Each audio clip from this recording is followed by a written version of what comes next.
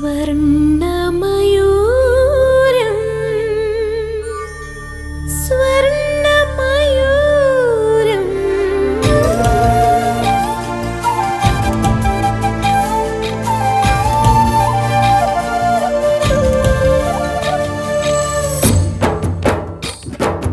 ആരാരോ തേടുന്നു അന്തിനിലാവൊളിയെ അമ്മാനം മാനത്തെ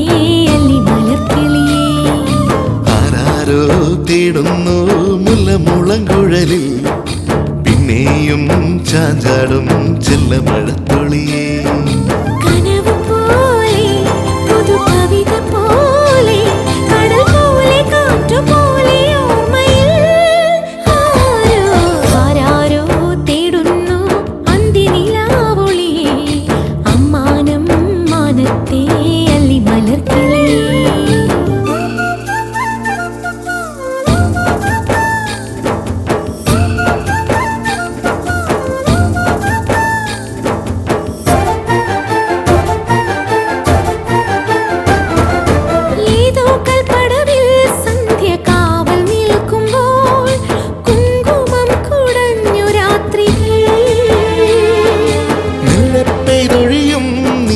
മഞ്ഞിൻ തുള്ളിയായി മംഗളം മൊഴിഞ്ഞ മാത്രയിൽ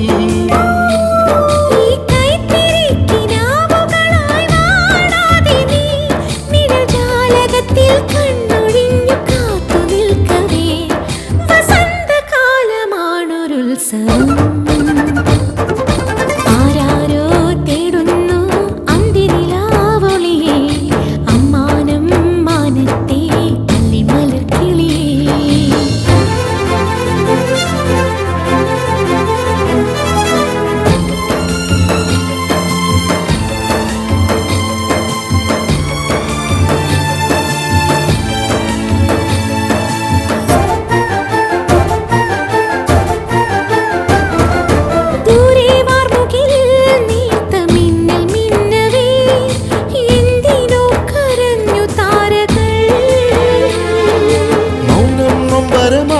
നെഞ്ചിൽ ചാഞ്ഞുറങ്ങവേ പൂ പൊഴിഞ്ഞു വീണു പാട്ടുകൾ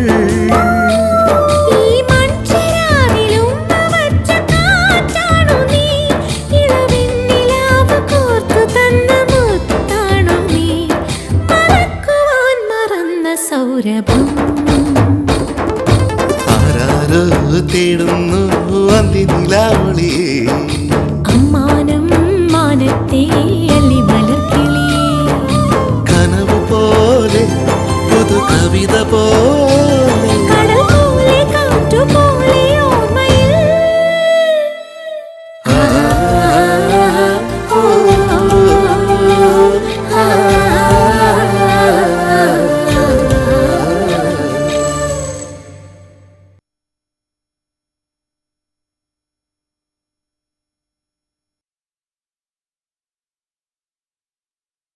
എന്തിന്?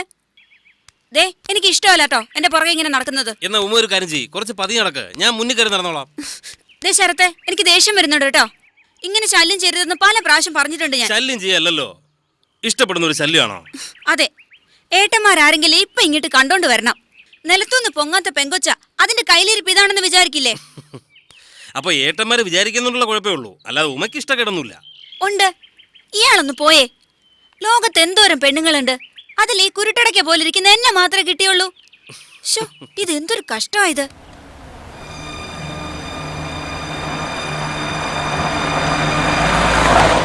ഈശ്വര, ഒരു വണ്ടി, അതിൽ ഏട്ടന്മാരറിയണ ആരെങ്കിലും ഉണ്ടാവും.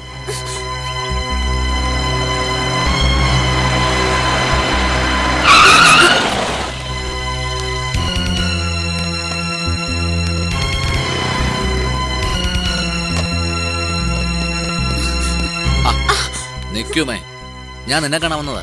കൈന്ന് വിട്. വിടാം. അവനേതാ? വല്ല ഇഷ്ടോ പ്രേമോ വല്ലാണോ? പറ, ഞാനും കൂടെ ഒന്ന് അറിയട്ടെ. അതെ, അതിന് തനിക്കെന്താ? എനിക്കെന്താന്നോ? എന്റെ പെണ്ണല്ലടി നീ, അപ്പൊ മറ്റാരോടും സംസാരിക്കാൻ പാടുണ്ടോ? നിന്റെ പെണ്ണോ? കണ്ടാലും മതി, വൃത്തികെട്ടവൻ. അങ്ങനെ അങ്ങ് മിടുക്കിയായിട്ട് പോവല്ലേ നീ. വഴിന്ന് മാറുന്നുണ്ടോ? ഇല്ല, എന്നാ പിന്നെ ഇവിടെ നിക്കാം. ആ. പക്ഷേ ഏട്ടന്മാരാരെങ്കിലും വന്നാലേ നിക്കാൻ നീക്ക് കാലുണ്ടാവില്ല. വെട്ടിയെടുത്തോണ്ടങ്ങ് പോവും. അങ്ങനൊന്നും പേടിച്ചിട്ടില്ലടി പെണ്ണേ. ഞാൻ നിന്നെ കെട്ടണമെന്ന് വിചാരിച്ചതാ ഞാൻ. അത് ഞാൻ നടത്തിയിരിക്കും. ഒരു പട്ടിയെ വാങ്ങിച്ച് ഞാൻ വീട്ടിലേക്ക് കൊടുത്തു വിടാം. ഇയൊക്കെ ചേരുന്ന തോതാ. ചേർന്നത് ഏതാണെന്ന് കാണിച്ചു തരാൻ ഞാൻ. റഫീഖ, വണ്ടി എടുക്കണം.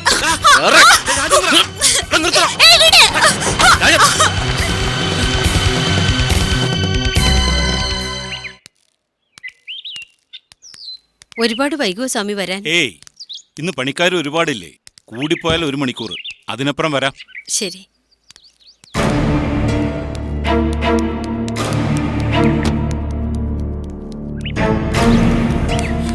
മേമനിലെത്ത കുട്ടിയല്ലേ അത്? ഏട്ടാ, ഉമയെ അവൻ കാറ് പിടിച്ച് കയറ്റിക്കൊണ്ട് പോയി. ആ രാജേന്ദ്രൻ കൂടെ കുറെ കൂട്ടുകാരുണ്ട്. പിടിച്ചോണ്ട് പോയോ? അതെ, ഞാൻ കണ്ടോണ്ടിരിക്കുക. വഴിയിൽ തടഞ്ഞു നിർത്തി പിടിച്ചു വലിച്ചോണ്ട് പോയി. എങ്ങോട്ട്? അതെനിക്കറിയില്ല. രാജേന്ദ്രന്റെ കൂട്ടുകാരോ കൂടുന്നൊരു സ്ഥലമുണ്ട്. ചിലപ്പോ അങ്ങോട്ടായിരിക്കും. അതെനിക്കറിയാം. അയ്യോ, ഇതെന്ത് പരീക്ഷണ? ചിലപ്പോ വാ കേറ.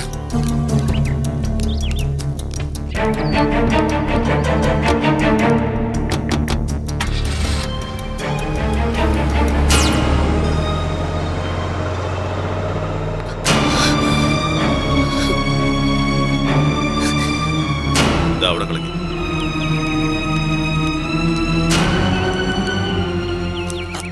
സച്ചിദാനന്ദ, ഇത്തവണ സംഗതി കുഴപ്പമായി. എന്താ തുളസി? മിക്കവാറും ഇത്തവണ ഇളയ പെങ്ങളെ തൂത്തുവാരി എടുക്കേണ്ടി വരും. 3-4 പേര് കൂടിയാ കാറിൽ പിടിച്ചു കയറ്റി കൊണ്ടുപോയത്. പെങ്കൊച്ചിന് എല്ലിൻ്റെ എണ്ണം കൂടാതിരുന്നാ കൊള്ളാം. നീ മനുഷ്യനെ ടെൻഷൻ ആക്കാതെ കാര്യം പറ തുളസി. രാജേന്ദ്രൻ വഴി വെച്ച് പൊക്കിയെടുത്തോണ്ട് പോയി പെണ്ണിനെ. അവൻ്റെ കൂട്ടുകാരും കൊണ്ട് കൂടെ. പെണ്ണിനെ തിരിച്ചു കിട്ടിയാ പറയാൻ കിട്ടിയെന്ന്. വലിയേട്ടൻ അറിഞ്ഞില്ലേ? പിന്നെ അറിയാതെ ചെല്ലപ്പനെയും കൂട്ടിക്കൊണ്ട് അന്വേഷിച്ച് പോയിട്ടുണ്ട്. സച്ചിദാനന്ദം വേണമെങ്കിൽ പിറകെ ചെല്ലേ. ഒരാത്മാർത്ഥതൊക്കെ കാണിക്കുന്നത് നല്ലതാ. വേണ്ടടോ, പ്രായമായി പരുവമായി വരുന്ന പെണ്ണല്ലേ.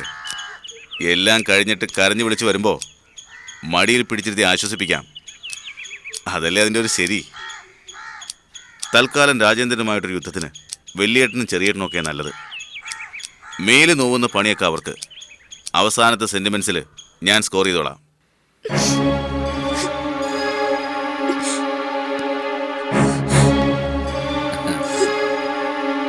നിന്നെ ഇങ്ങോട്ട് പിടിച്ചുകൊണ്ട് വന്നത് തല്ലാനും കൊല്ലാനും കൈക്കരുത്ത് തീർക്കാനൊന്നുമല്ല. നിന്റെ അഹങ്കാരം ഉണ്ടല്ലോ, മുല്ലക്കല കൊമ്പന്മാരുടെ പെങ്ങളാണെന്നുള്ള ഈ ഹുങ്ക്, അതൊന്നും തീർക്കാൻ വേണ്ടി കൊണ്ടുവന്നാ ഞാൻ. ഇപ്പൊ നിന്നെ ഇവിടെ വെച്ച് എന്ത് വേണമെങ്കിലും ചെയ്യാൻ എനിക്ക് വേണമെങ്കിൽ കൊല്ലാം. അതുമല്ലെങ്കിൽ കാലിനകം തൊട്ട് തലമുടി നാര് വരെ ഇടിച്ച് പിടിയാം. ഒരുത്തരും ചോദിക്കില്ല എന്നോട്.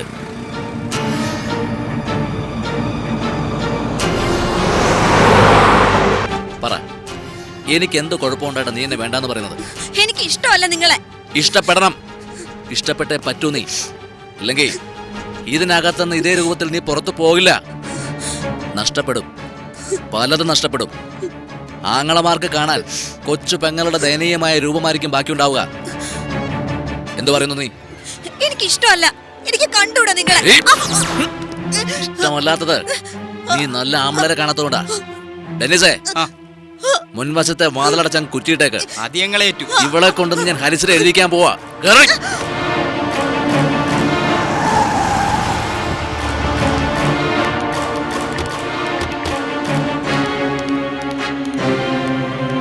എവിടെടാ എന്റെ കുഞ്ഞു?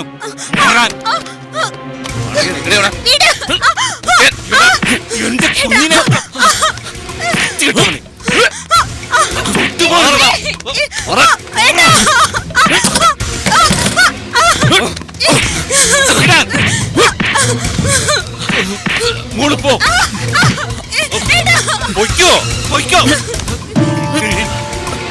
എന്റെ കൊച്ചിന്റെ മേത്ത് കൈവച്ച് നീ അല്ലേ?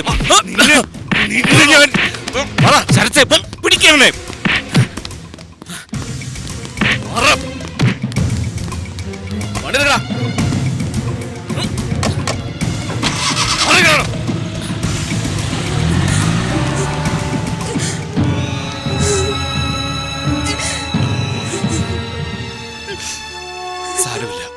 മോള് കരയാതെ.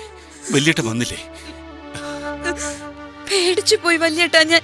ആ, പേടിക്കല്ലേ. വല്യേട്ടനുള്ളപ്പോ ആരും ഒന്നും ചെയ്യില്ല എന്റെ മോളെ. വാ വാ മോളെ, കേറ് കേറ് ശരത്തെ.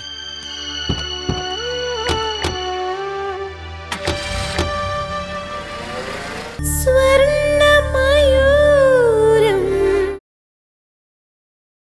സ്വർണ്ണമയൂരം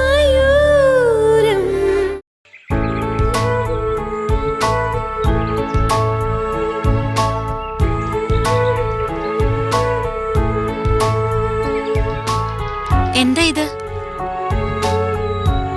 ഇങ്ങനെ ഇതുവരെ കാണാത്ത പോലെ നോക്കി നിൽക്കുന്നേ? അതില് ഒരു കാര്യമുണ്ട് വേണി. വേണി ഈ തിരയടിച്ചു വരുന്ന കടൽ കണ്ടിട്ടുണ്ടോ? അതൊരു മണ്ടൻ ചോദ്യം. കടല് കാണാത്ത മനുഷ്യരുണ്ടോ? ഞാൻ ചോദിച്ചതിനുള്ള ഉത്തരം അല്ലല്ലോ അത്. ഉണ്ട്, കണ്ടിട്ടുണ്ട്. എന്ന് വെച്ച് ഇനി ഒരിക്കൽ കൂടി കണ്ടാലും തിരയിലേക്ക് നോക്കില്ലേ നമ്മള്?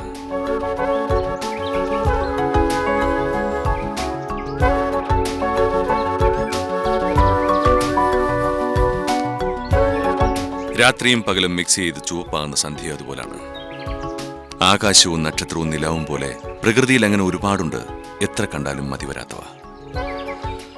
അതുപോലെയാണ് നമ്മൾ ഹൃദയം കൊണ്ട് ഇഷ്ടപ്പെടുന്ന പെണ്ണും.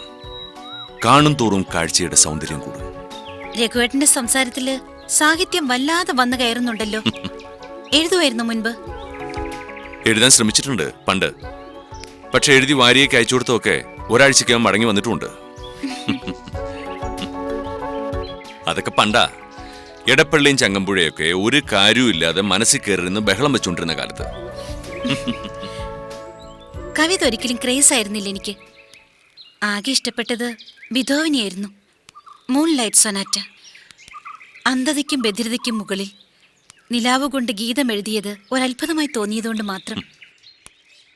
കണ്ണും കാതുടച്ച് ഞാനും എഴുതട്ടെ എന്നെ കുറിച്ച്. ഒന്ന് പോരോ കേട്ടാ. കവിത എഴുതാൻ മാത്രം വലിയ ആളൊന്നുമല്ല ഞാൻ. ഇങ്ങനെ സ്നേഹിക്കാൻ മാത്രമേ എനിക്ക് കഴിയൂ. എന്റെ അച്ഛനെ, ലച്ചുനെ, പിന്നെ രഘുവേട്ടനെ. ഇഷ്ടം പറഞ്ഞാ അവിടം കൊണ്ട് തീരും. നിങ്ങളാരും എന്നെ പറ്റിക്കാതിരുന്ന മാത്രം മതി. വേറെ എന്ത് സഹിക്കും ഞാൻ? മറ്റുള്ളവരുടെ കാര്യമൊന്നും എനിക്കറിയില്ല. എന്നെ കുറിച്ച് ഞാൻ പറയണോ തന്നോട്? വേണ്ട, എനിക്കറിയാൻ രഘുവേട്ടനെ.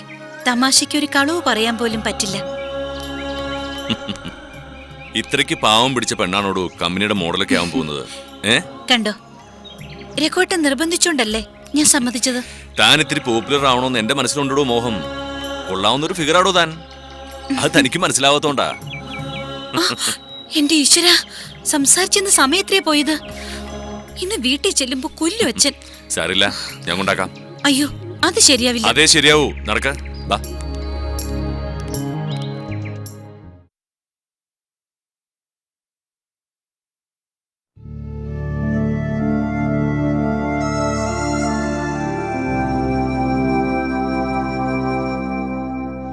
വലിയേട്ടാ, ഇതിങ്ങനെ സമാധാനമായിട്ട് തീർക്കേണ്ട കാര്യമൊന്നുമില്ല.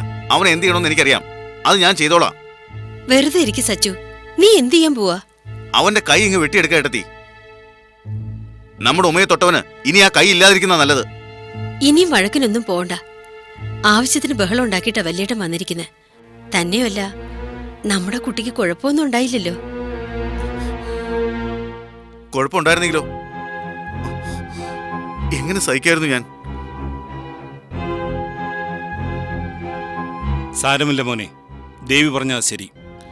ഇനിയിപ്പോ ചോദിക്കാനും പറയാനൊന്നും നിൽക്കണ്ട. ക്ഷമിക്കാം നമുക്ക്. ഇതൊന്നും തൽക്കാലം ആരും അറിയണ്ട. ആരറിഞ്ഞാലും പേടിയില്ല എനിക്ക്. രഘുപതി അറിയാതിരുന്നാ മതി. അവനറിഞ്ഞ സച്ചുവിനെ പറഞ്ഞ് സമാധാനിപ്പിച്ച പോലൊന്നും പറ്റില്ല.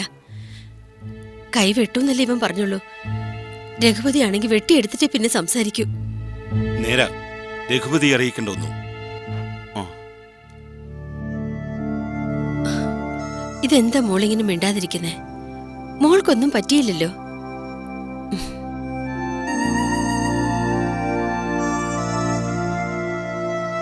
ദേ, ചെറിയേട്ടൻ വരുമ്പോ ഈ കരച്ചിലൊന്നും കാണിക്കല്ലേ.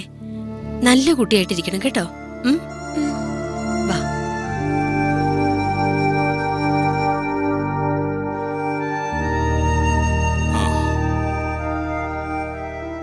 നമ്മുടെ മോളുടെ കാര്യ. പുറത്തറിഞ്ഞാൽ പലരും പലതും പറയും.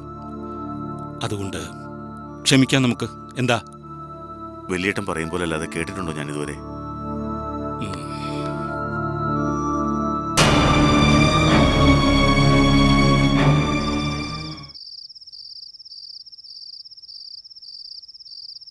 മാസ്റ്റർ ഇങ്ങനെ വിഷമിക്കാതിരി. കൊച്ചുകുട്ടിയൊന്നുമല്ലല്ലോ അവള്. അവളിഞ്ഞ് വരും. ഇതുവരെ ഇത്രയ്ക്ക് താമസിച്ചില്ല അവള്. എന്തെങ്കിലും കാരണമില്ലാതെ ഇങ്ങനെ വൈകില്ല അവള്. ഓഫീസിൽ എന്തെങ്കിലും അത്യാവശ്യം ഉണ്ടായി കാണും. അങ്ങനെ എന്തെങ്കിലും ആണെങ്കിൽ ഒന്ന് വിളിച്ചു പറഞ്ഞൂടെ അവക്ക്? എന്തെങ്കിലും തക്കതായ കാരണം ഉണ്ടായി കാണും മാസ്റ്ററെ. നിങ്ങളിങ്ങനെ പേടിക്കാതിരി. പേടിക്കരുന്ന് വിചാരിക്കുമ്പോഴാ കൂടുതൽ പേടി.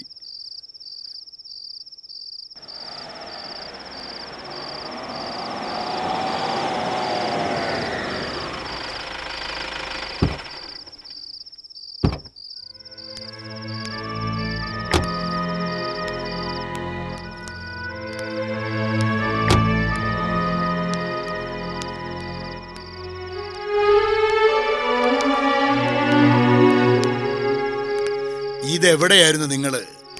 അച്ഛൻ എത്ര സമയമായി വഴിയിലേക്ക് നോക്കി നിൽക്കുന്നു. രഘുവേട്ടൻ വന്നപ്പോ വെറുതെ സംസാരിച്ചിരുന്നു. സമയം എത്രയാവെന്ന് വിചാരിച്ചില്ല.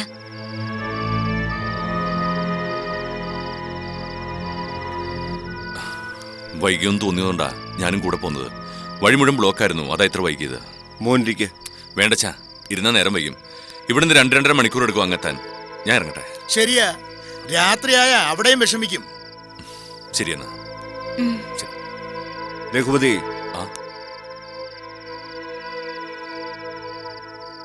കല്യാണം ഉറപ്പിച്ചു എന്ന് കരുതി അത് രാത്രി വൈകി വരാനുള്ള ലൈസൻസ് അല്ല.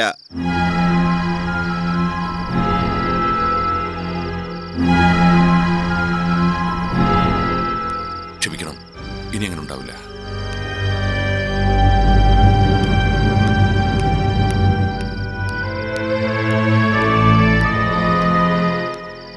അച്ഛന് വഴക്ക് പറയണമെന്നുണ്ട്. പറഞ്ഞു എന്ന് വിചാരിച്ചാൽ മതി മോള്.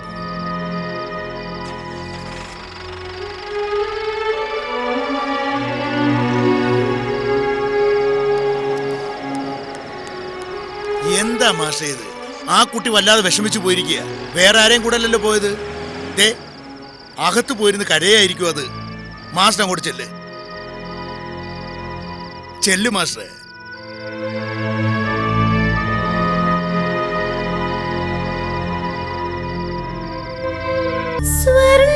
സ്വർണ്ണമയൂരം സ്വർണ്ണമയൂരം